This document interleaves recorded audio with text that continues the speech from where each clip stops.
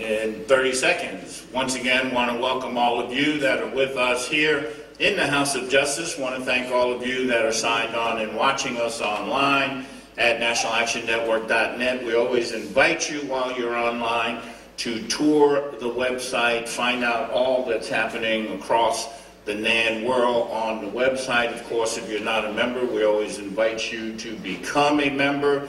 Please plug into the voter brigade. You can get all of that information online, making sure, as the dean said, that we are getting out the vote everywhere all the time until November 3rd. So get all of that information on the website, and of course become a member and give.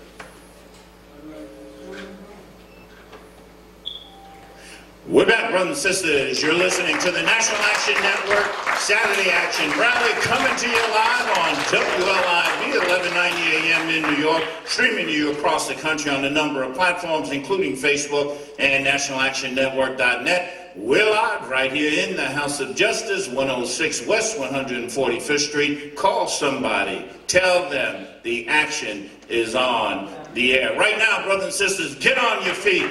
Put your hands together for the president and founder of the National Action Network, the Reverend Dr. Al Sharpton. No justice. No justice. No justice. No justice. What do we want? What do we want? What do we want? When do we want it? When do we want it? When do we want it? Fist bump the person next to you. Tell them you love them.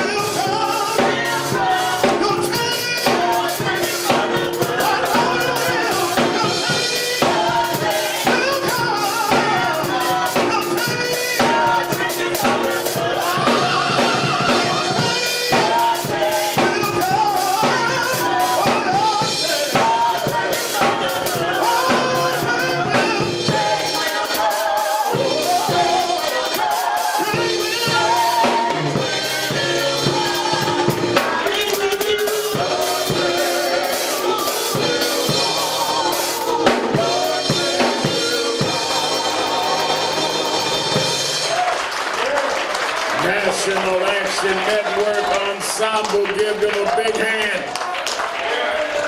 Give them a big hand.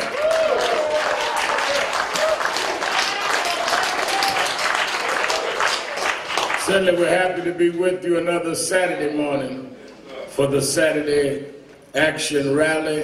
For you that are here live in the House of Justice, and for you that are listening live on 1190 WLIV AM in New York, and you that are watching us live stream around the country at nationalactionnetwork.net, and we'll be going momentarily on Impact Television. We welcome you every Saturday to the Saturday Action Rally to give our report on where the action is. Let's give a hand to our presider, Attorney Michael Hardy.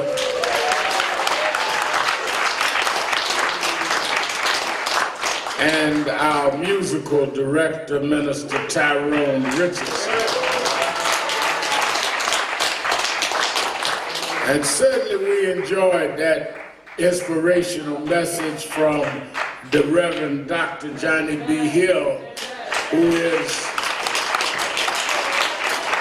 with us from who's the Dean of Divinity School at Shaw University. And as he told some of the history, and I was there last year, I believe, and as he told some of the history, one of my mentors that many of you see every year comes up to our National Action Network convention, Reverend Al Sampson, comes from Shaw. He graduated from Shaw and was part of the founding of SNCC at Shaw that Dr. Hill was talking about. And it was very interesting as I was listening to the program this morning, the broadcast, and I heard our young people, the young people from Huddle talking. Give them another hand.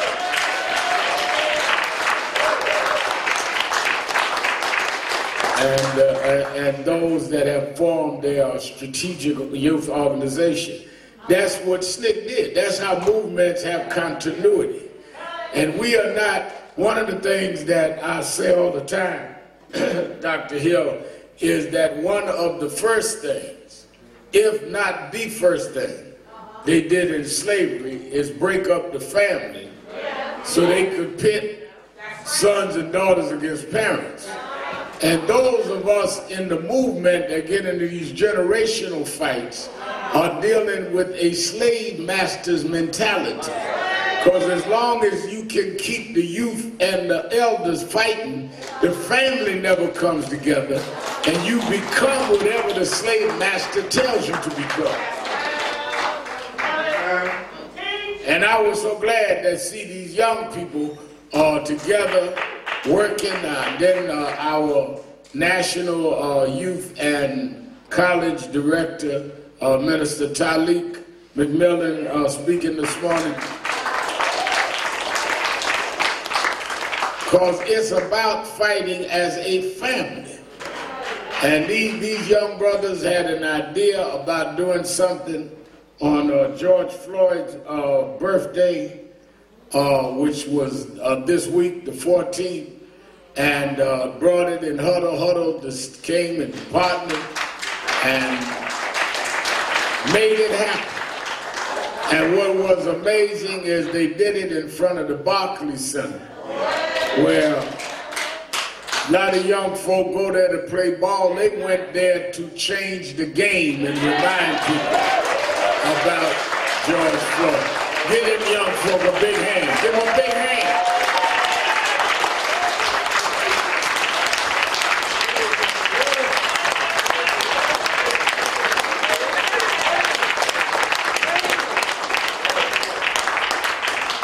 And then I was moved when they talked about the fact that they were happy that the family of Eric Garner, Gwen Carr, who's with us this morning,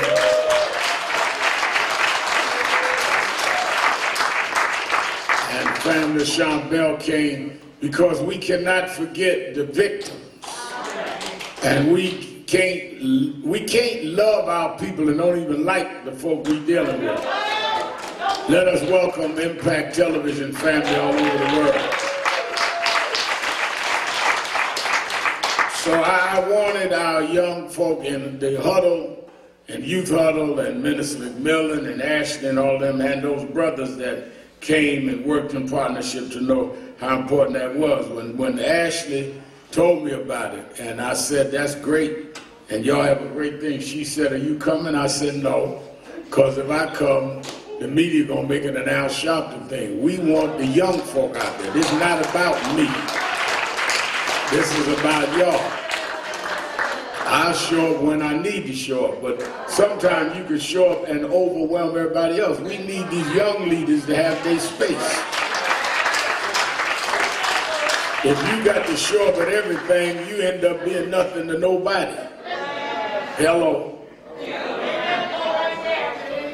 Let me also encourage you, as our crisis director said, and Dr. Hill mentioned about going on all over the nation. Y'all, a lot of y'all that are old, keep talking about November 3rd. You can vote most places before November 3rd. Y'all talking about, lady said to me the other day, I hope the weather's good on November 3rd. You ain't got to wait till November 3rd. In New York, early voting starts on the 24th of October. New York, October 24th.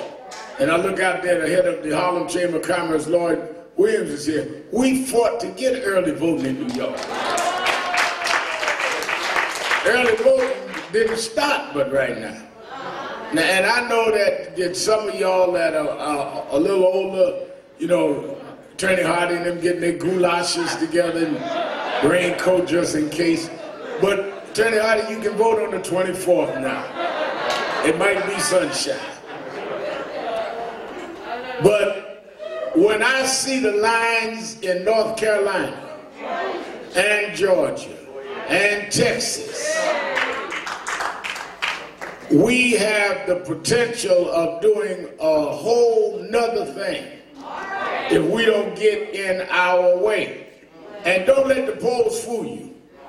People call my radio show every day talking about, yeah, we winning in the polls. We winning in the polls with Hillary. That's right.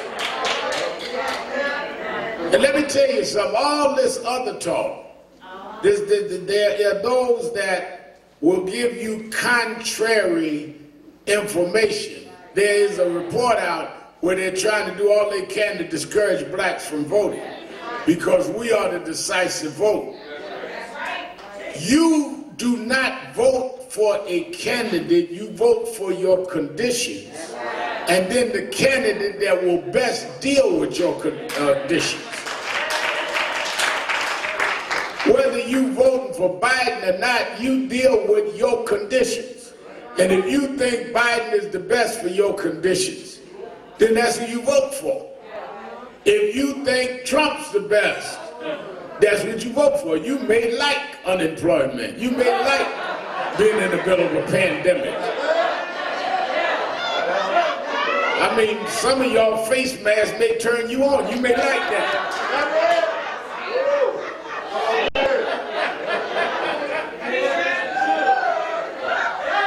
But all of this about Biden ain't exciting me. Your conditions ought to excite you.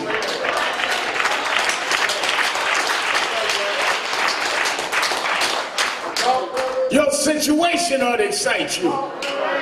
215,000 people dead from COVID-19. That a president was told in January that this was going to be a pandemic. And he's got out all of February telling people it would go away. A man that has stood up every chance he could and embraced racists and bigots. So if you can't take, let me tell you all this stuff about, well, you know, the lines are long. One of the reasons why I like to talk about our history is that we need to understand that the little inconvenience you and I may go through now is not even comparable to what people went through to get us in this position.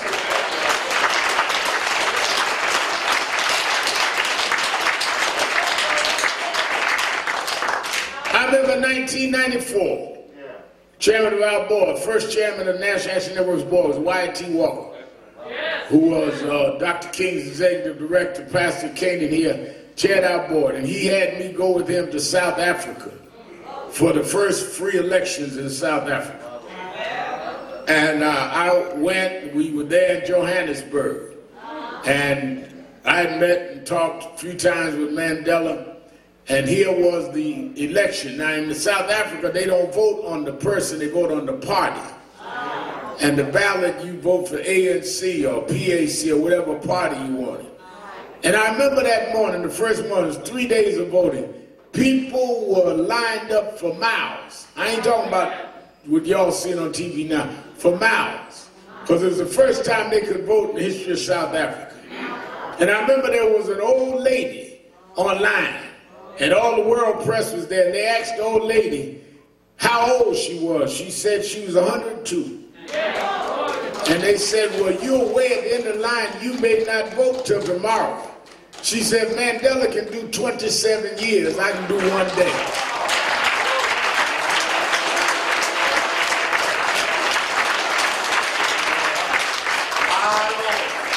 All of you cuddle pampered Negroes need to get real and understand the price that was paid to even get you the right to vote, and the price paid to keep you having the right to vote. And then the cynics. Well, I don't think voting do nothing. Let me tell you something. If voting didn't do anything, they would not be spending all this money to try to stop you from voting.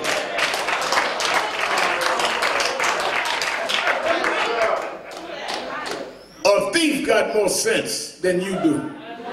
Why you say that, Reverend? A thief don't go and break in your house and take nothing that's not of value. A thief got enough sense to know it's something of value.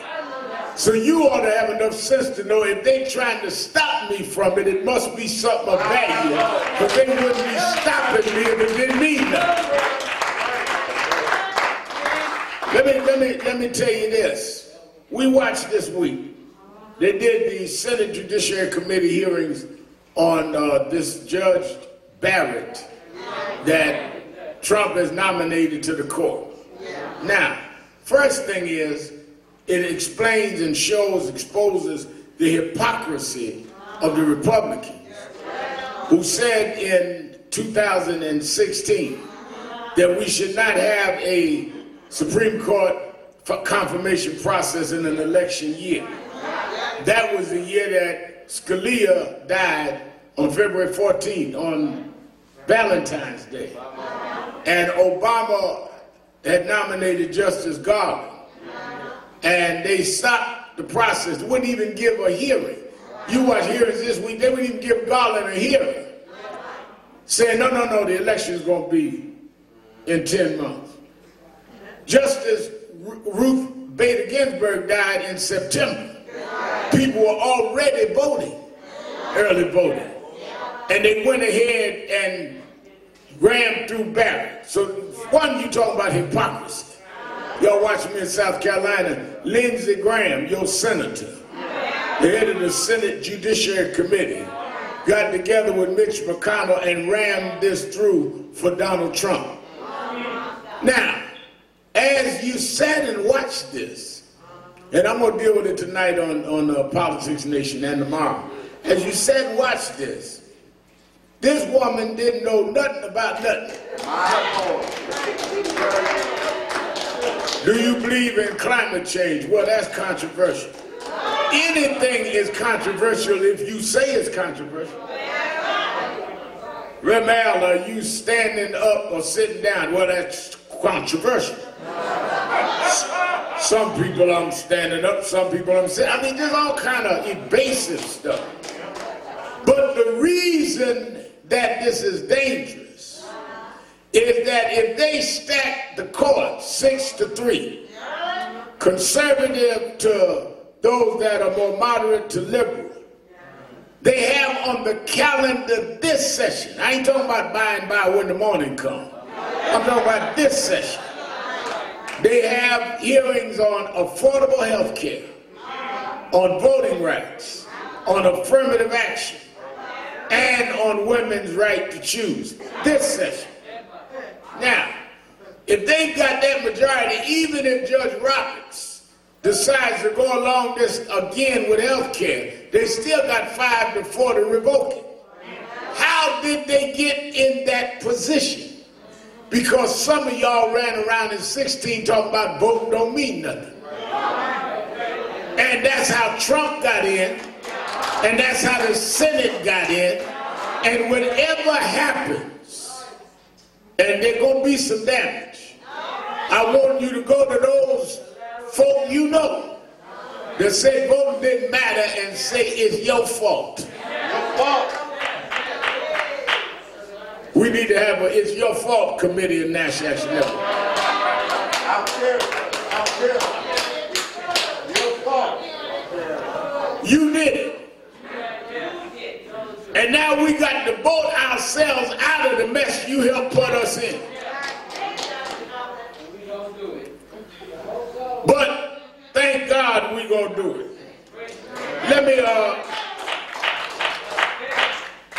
Let me say that I was happy to hear that one of the things that I love about what we're dealing with in our movement is you got to be able to monitor movements. Yesterday was the 25th anniversary of the Million Man March. And one of our young staffers sent me a clip of my speech at the Million Man March and said that 25 years ago, I was talking about enlightened black men voting to turn the election on 96. 25 years later, I'm talking the same thing. If you're consistent, that's one of the things I tell Talik McMillan, a lot of our young folk coming up, y'all are coming up at a time where you got to be consistent because everything you do, there's a record of. You know, when Hardington was coming along, there wasn't no tape recorders in there. So they could say anything. And nobody know nothing about it. Now you got, everybody's a reporter. You talk to somebody, they stand there with their smartphone, smarter than you, taping everything you say. Next thing you know, it'll be done put up on somebody's site.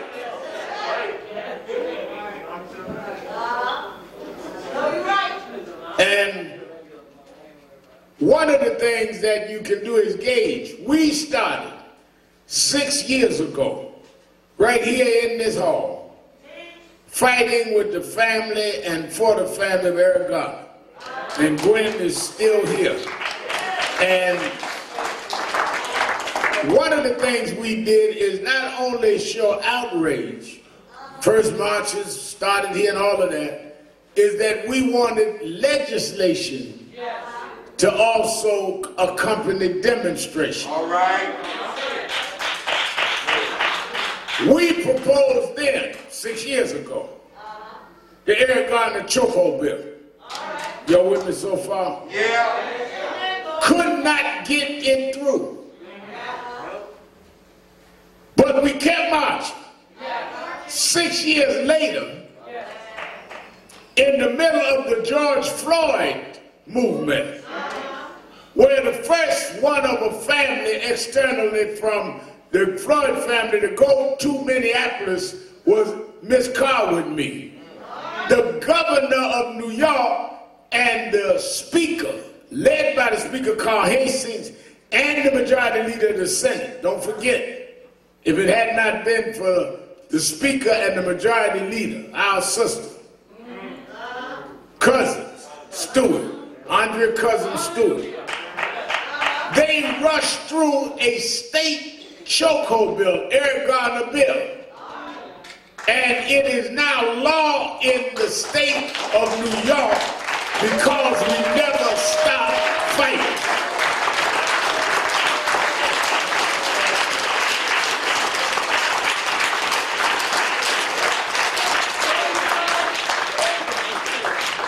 That is why when we put the 200,000 people down in Washington 6 weeks ago and said that we want the national law, George Floyd Policing and Justice Act, and the John Lewis Voting Act. We are not just folk that get mad to be mad. Some of y'all just like to have a fit. There's a difference between a fit and a movement. Somebody gets shot, you go outside and have a fit, like the folk in power care about you having a fit. They will time you, say, oh, they'll do that 2 or 3 weeks and it'll be all over. But then some of us stay on it until the law changes.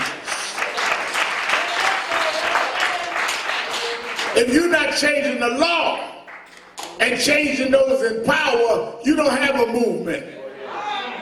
Right. Give you an example. In 1963, people talk about, well, you know, ain't nothing changed. That's because you ain't been part of the change. In 1963, when they had the March on Washington, where Dr. King made his I Have a Dream speech, there was only one black elected official in the whole South. Leroy Johnson in Georgia. The same Leroy Johnson that got the license for Muhammad Ali to come back in the ring after 3 years. That's 1963. 65, they got the Voting Rights Act. Today, you have all over the South black mayors, black congressmen. You have a black that may win the U.S. Senate in Mississippi, in South Carolina, and in Georgia. Don't tell me nothing changed.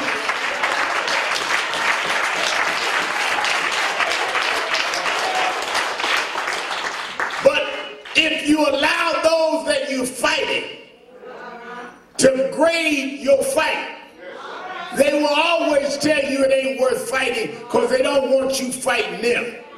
We've changed a lot of things, which gives us the strength to keep on changing things, because we're not halfway where we're going, but we've done enough to know if we stay together, we can finish the trip.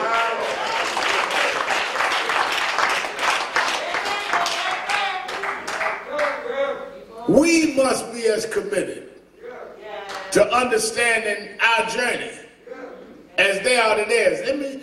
I always tell our young folks this, Talik, that who you study and what you study also is who and what you are.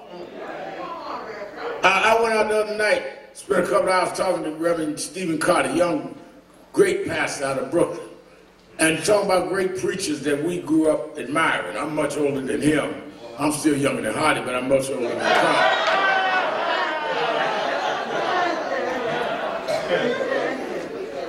And I was saying based on my conversation with Dr. Carr, when Donald Trump was elected, I want y'all to get this. Donald Trump put in the Oval Office a picture saying, "This is the president I admire and reflected my views and who I am, President Andrew Jackson." Jackson's picture wasn't in the Oval Office. Trump hung Jackson's picture up in the Oval Office. And he kept Dr. King's bust there that President Obama put, but he put Churchill bust next to him.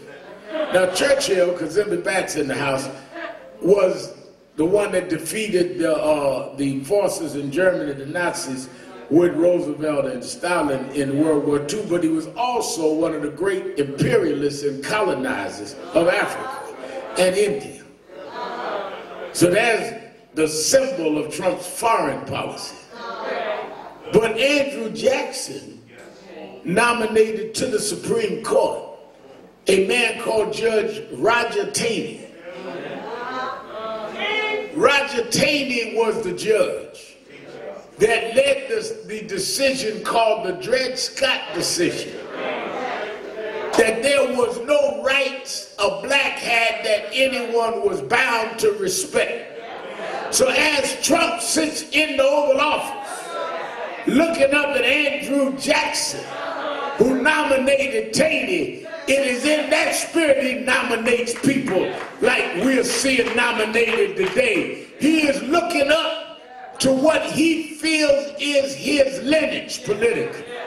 And you can't run around here and not look up to your lineage.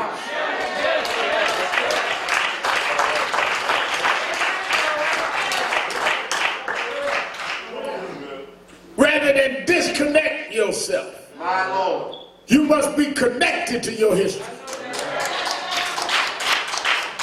I tell some guys out there, some of the white progressives, I read about my book, these latte liberals that don't know what's going on the ground. They sit up in these ivory towers, talking all smart, using these $18 words, and you think they mean that they smart.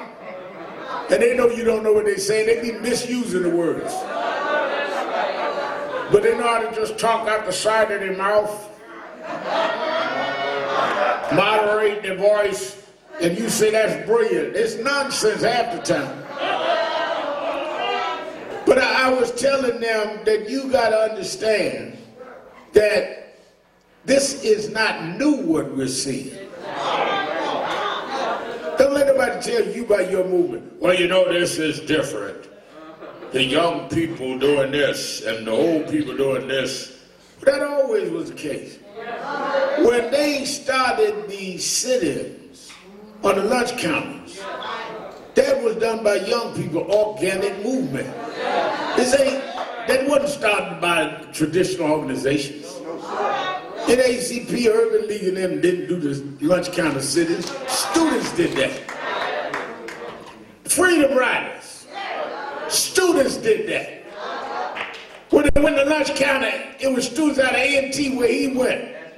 They did the lunch counter. Nobody said that from an organization. They did that at the same time the NAACP was fighting in the court. At the same time that King was with SCLC. And then they fought to Nashville and the Shaw and formed SNCC. Yes, sir. They had enough sense 55 years ago to have the young and the old work together. Now you done let some latte liberals tell you that you doing something different because they know your history better than you do.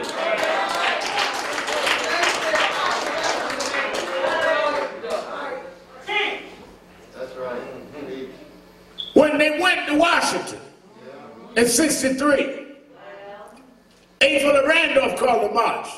That King didn't call that march. Randolph called a march. Randolph was 72 years old. But young and old came. In '95, Million Man March. Mr. Farrakhan called that march. He was 63. When did you get this generation fight? When some latte liberals came in and told you that. Y'all need to read my book. Because if they can separate you, those that define you can therefore confine you. If you let them set the premise, you're going to get to their conclusion.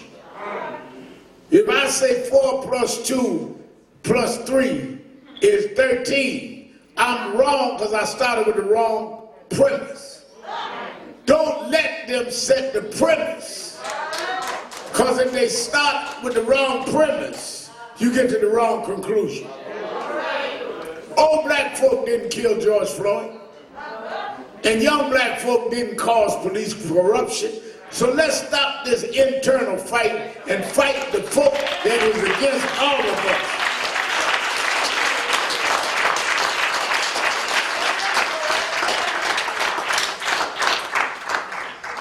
And then all of this mess that we do about, well, oh, you know, this whole thing. Let me tell you something. Let me tell you how much the moral compass of this country is off. If Donald Trump is reelected, he will be the first president that was impeached to be reelected. Think about that now. Y'all listen to Barbershop, come from under the drill a minute. I want you to hear it. When they impeached Clinton, it was in his last term. If you re-elect a man that the House impeached, Senate wouldn't convict, but he impeached, you are normalizing impeachment and corruption in the White House. Then on top of that, he is being courted and clothed and given the emblem of legitimacy by some of the evangelical leaders that preach so much holiness, but excuse him. Now let me get this right. I need some help on this, Dr. Hill, because I didn't go to Shaw, so you can help me out. You might be able to figure this out better than me.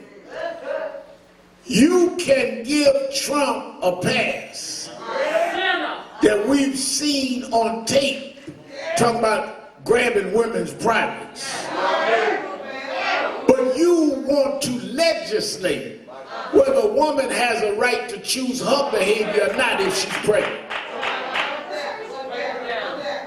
So you're going to be moral, your interpretation of moral, about women's rights, but you put this kind of open person in the White House and tell them to make decisions for the world. You are a liar and a hypocrite.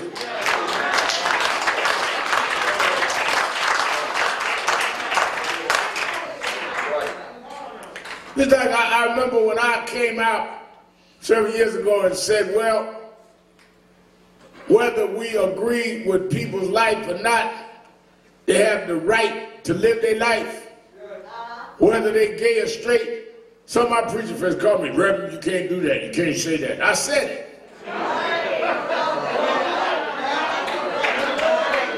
If God gives you a choice, you go to heaven or hell. Ain't no way in the Bible say you had to go to heaven.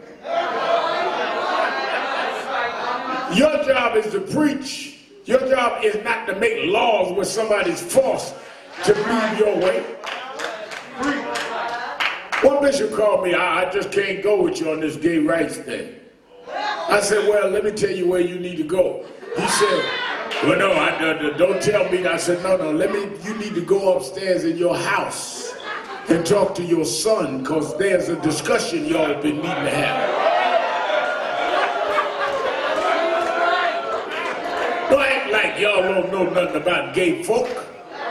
First gay folk I met in the church. You turn up your nose like you don't know nothing about who's gay. If you don't want gay folk in the church, then stand up on Sunday on the virtual service and say, every gay person that ever paid tithes in here, I'm refunding your money.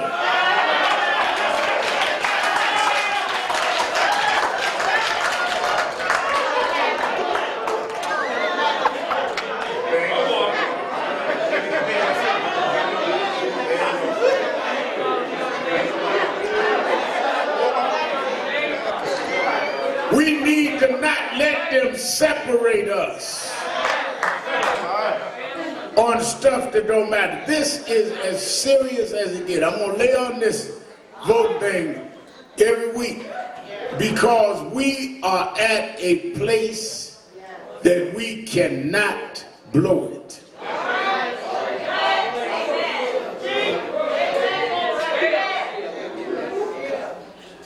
And let me tell you something. If we do, then we are the ones that will be the ones suffering. Right now, they're talking about their upticks in COVID-19 in various states around the country right now. This whole COVID thing ain't over. And we are having super spreaders, as they call it. But if we put the right people in with the right plan, we can turn this around. That is also why I tell you that you got to have spiritual power.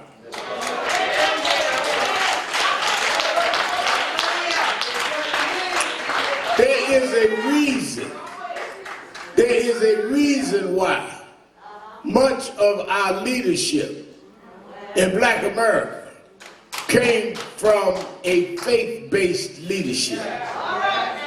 Reverend Martin Luther King, Reverend Adam Clay Powell, Minister Malcolm X. Because you got to be able to fight the powers that be because you believe in a stronger power. If you believe the power at the White House and that City Hall is the end-all power, you're going to be afraid to fight. But if you know there is a power stronger than them that will back you up and stand you up and give you strength, there is another power.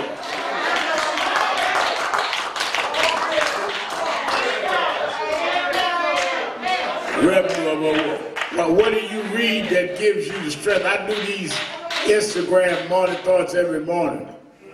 And people say to me, well, what do you read that inspires you? Well, I read a lot of stuff. I've always been a voracious reader. All right. But one of the things that I do, Dr. Hill, that inspires me is I also get up early and think about my own life. Nothing will inspire you more than to think about things you went through and know that only God could have brought you through.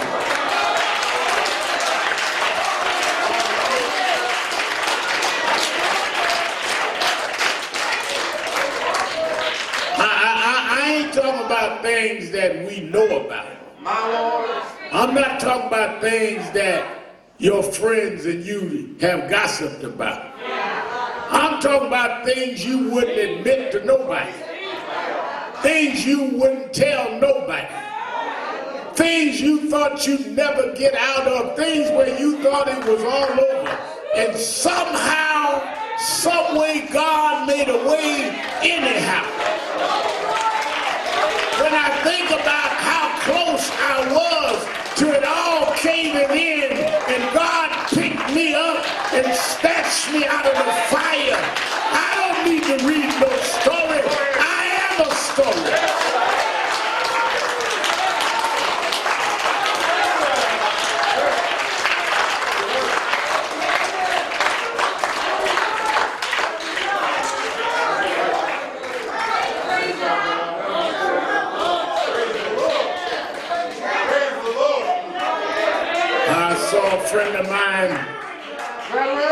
Friend of mine that went to junior high school with me. And he said to me, Reverend Al, he said, I'm proud of you. I said, thank you. He said, I ain't seen you since we were in junior high school.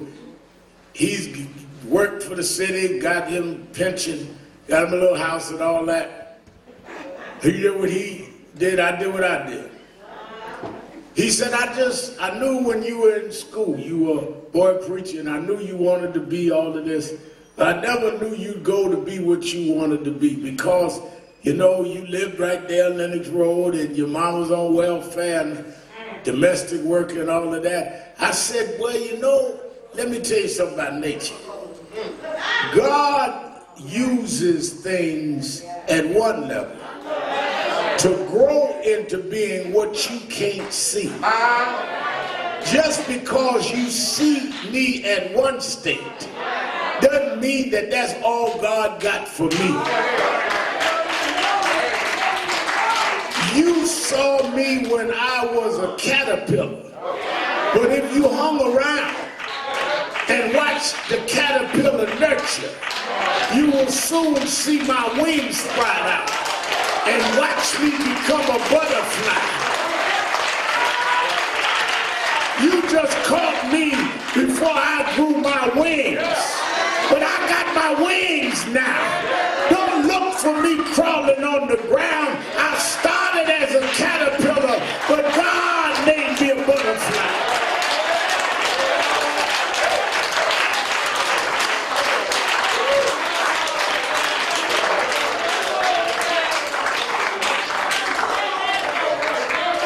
Some of y'all let folks stop you at your caterpillar level. Don't let nobody stop you there. You hang out with others crawling around. Everybody crawling ain't a caterpillar. Some of them was roaches.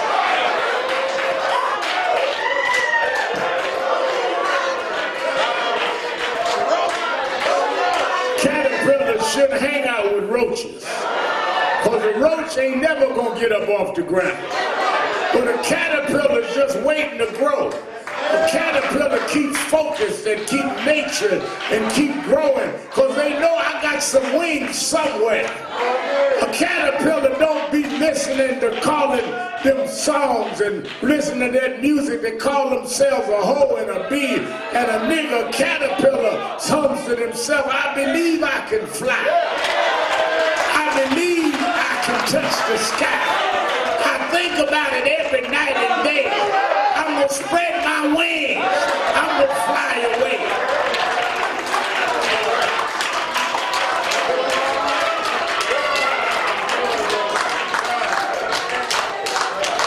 Caterpillars forced to sit in the back of the bus, but they singing in the back, we shall overcome.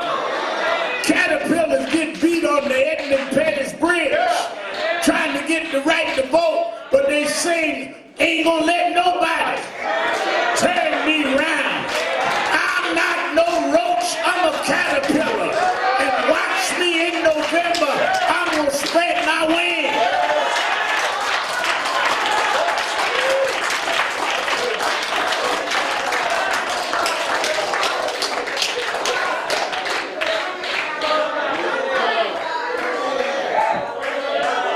I wrote about it in Rise Up. Donald Trump called me not long after he was elected. Tried to get me to go to Mar-a-Lago, meet with him. I wouldn't go.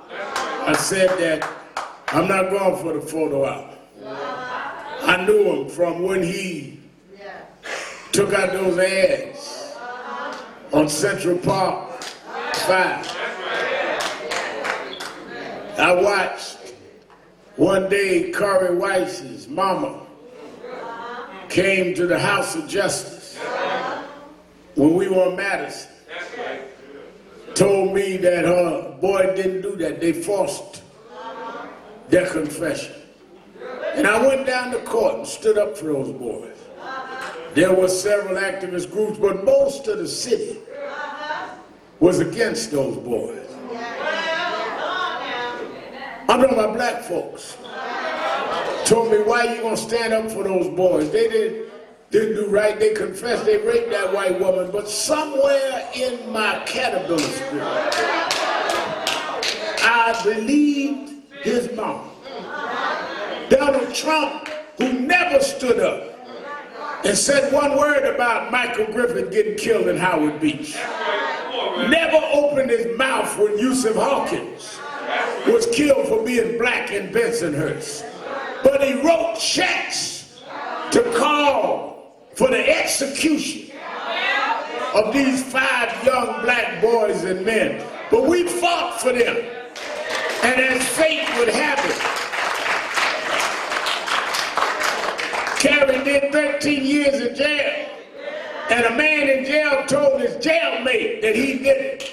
And the DNA proved they was right. I want on the day that they inaugurate the new president, I want Kerry Weiss, who's here this morning, to go with me to Washington as we watch Trump go down and a new president comes.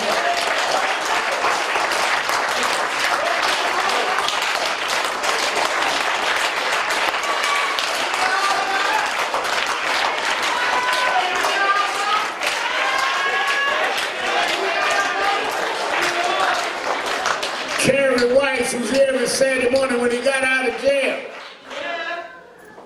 couldn't get him a job. Who gonna give you a job? You've been in jail 13 years for a rape you didn't do. He worked here for 3 years. Got his settlement with his other $4 million, but he here every Saturday, marching for other folks.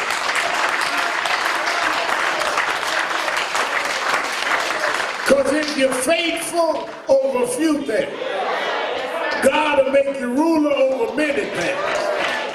I know it must have been hard, 13 years for him to sit in that jail and know he didn't do anything. But somehow I remember, growing up in Washington Temple, Emily Graham used to sing, weeping may endure for a night, but if you hold on, if you don't give up, if you don't give out, joy coming in the morning.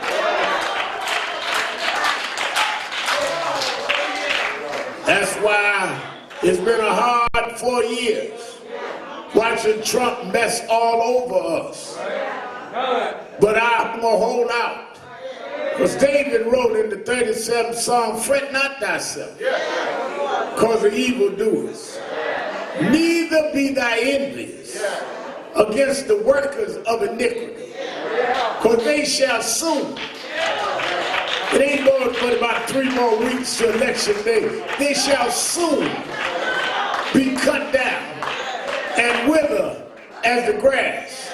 The wicked don't last for long, but there is a God that'll hold you up if you just put your hand in God's hand. God is still on the throne. That's why I like that song. I want to do it one more time. John P. Key made, I have decided to take a stand. I'm proud of the young folk talk today that went out there the other day with George Floyd's funeral. I want them to know as I'm an older man now, I decided to take a stand. It wasn't popular. My friend said, you need to shut that up. You better get you a job. You get a pension in 40 years. But I decided to take a stand. Y'all sing that song for me.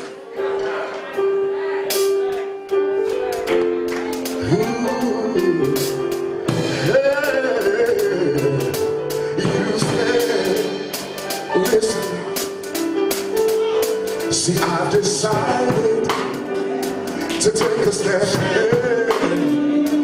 not knowing I would lose my best friend.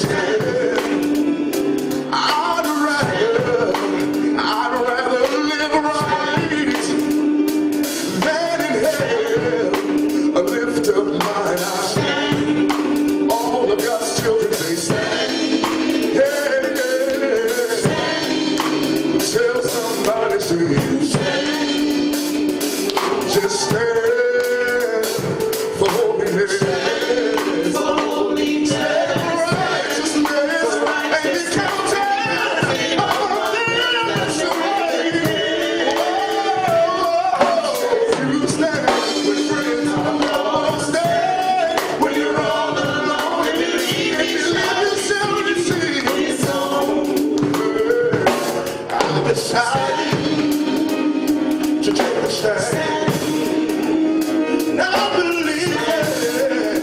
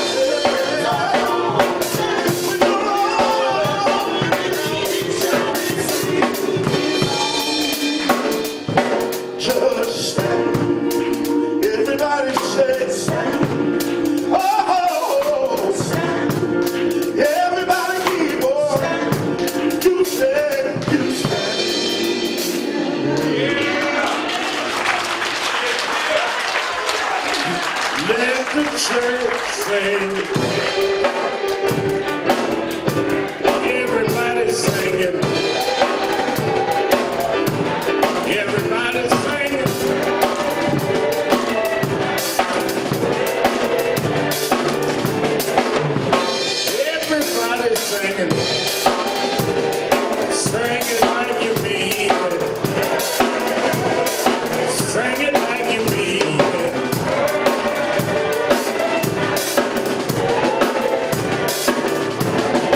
We want justice. We want freedom.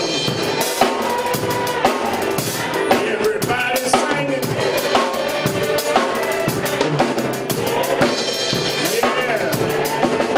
I'm open the doors of the movement. There may be someone here that is in the House of Justice that decided today it is your time to take a stand with us and become a member of the organization.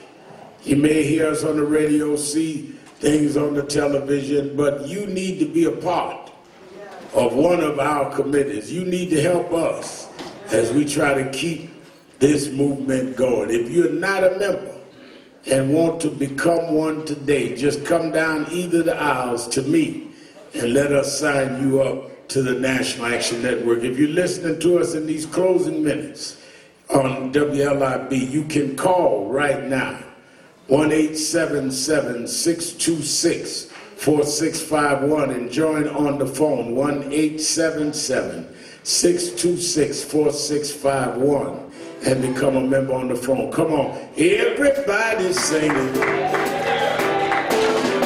Everybody now. Everybody sing it.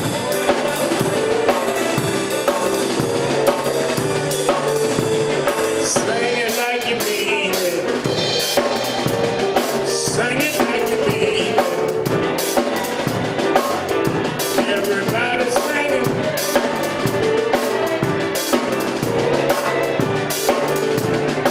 We want justice. We want freedom. Got to have justice.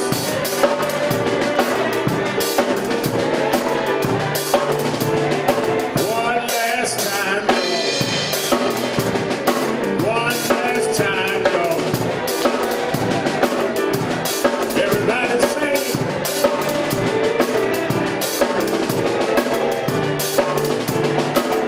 Everybody now. Everybody sing it. Everybody sing it.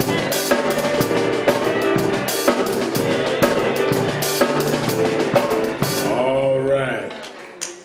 We're going to raise our offering, taking our new members, and then let you go. You that want to get a book, I'll come back out and sign them.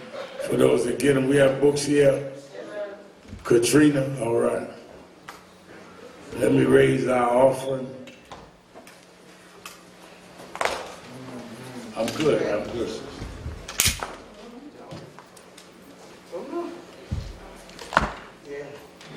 I need everybody to give to the best of their ability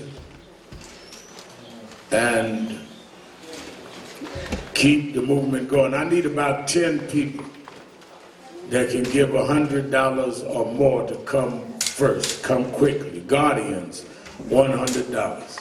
Come quickly, come quickly.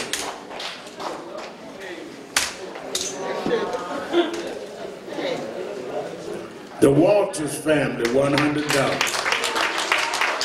Carrie Weiss, exonerated 5, $100. My main man, Luis Papa, $100. Reverend Dr., unofficially Reverend Dr. Lloyd Williams, head of Uptain Chamber of Commerce, $100. Winston Gilchrist, $100. Zion Hill Baptist Church, who is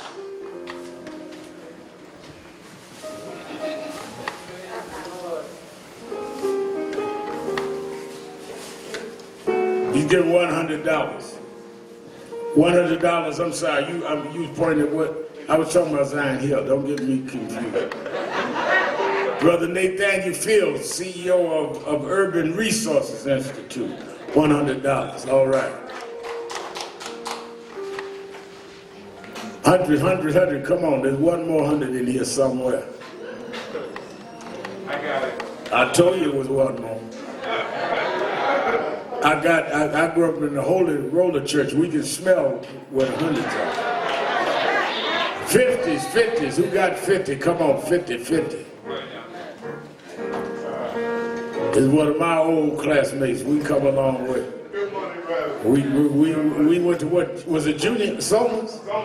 We went to Somers Junior High together. Sat next to each other in junior high school. I got out with some of my hair left. Anaya, $50. Sister Catherine, $50. Y'all didn't know that. That was my classmate. We sat together in junior high school. Reverend Taylor, $50. Carolyn, I'm sorry. 20s. 20s.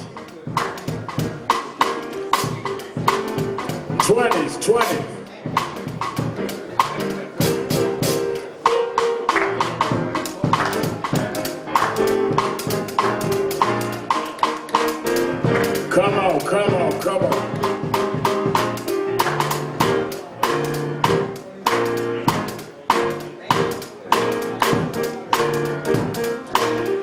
Now everybody, whatever you have, $1, $5, $10, whatever you have, everybody.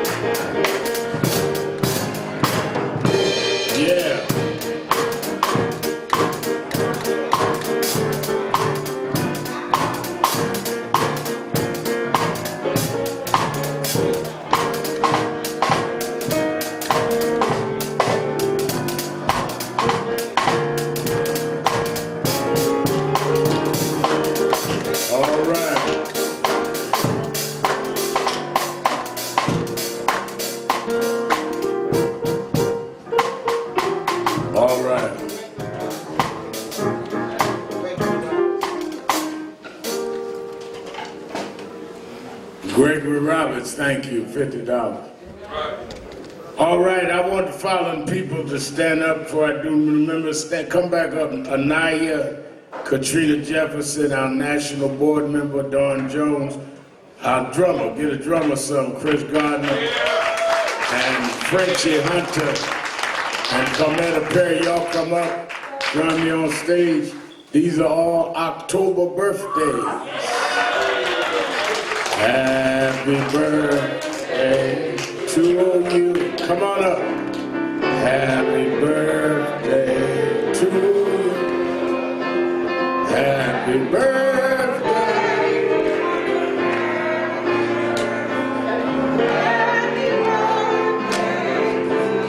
Any more October birthdays? Happy birthday. Come on. To you. Happy birthday. Happy birthday. Come on up. Happy birthday. Come on. One more time. Happy birthday. Come on around here. Yeah. Happy birthday. Happy birthday. All right. If nobody wish you happy birthday, we wishing you one. Blow out the candle. All right. Give our October birthdays a big hand.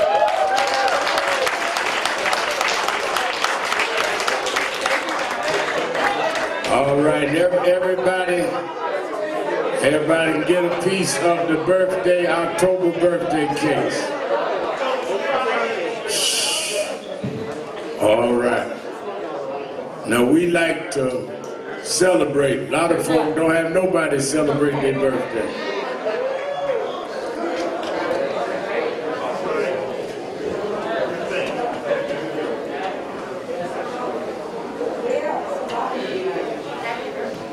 All right, bring in the new members.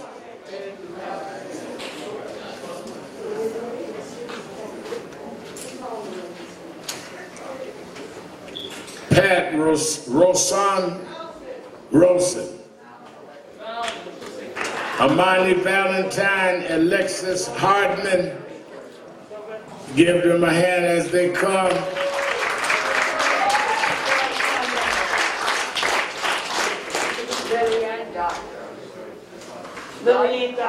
Lily Ann Doctor has become today a lifetime member. Give her a big hand. Certainly we're honored and happy to have you join. We want you not only to join but be a part of us. They will brief you on the committees. Whatever work you can do, whatever ideas you have, don't hesitate to tell us. We don't know everything. That's why we want to keep building.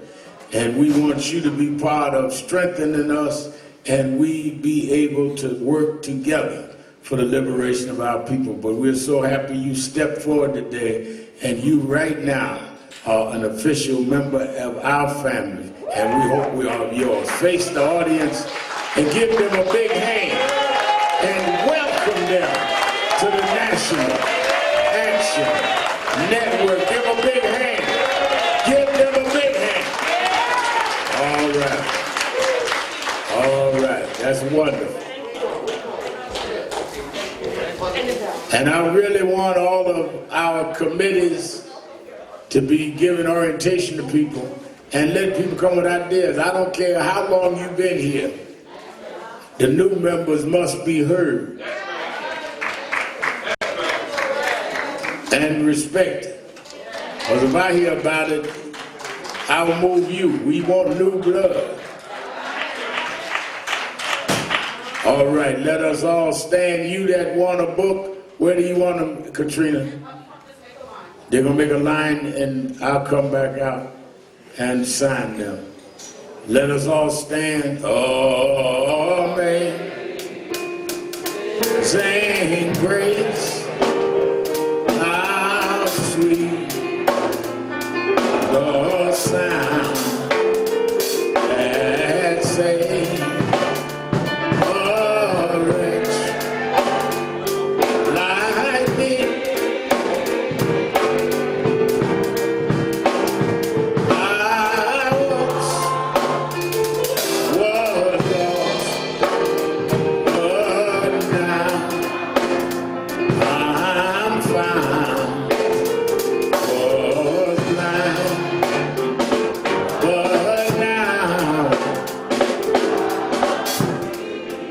Repeat after me, we're an African people, robbed of our names, our language, our families, our self-respect.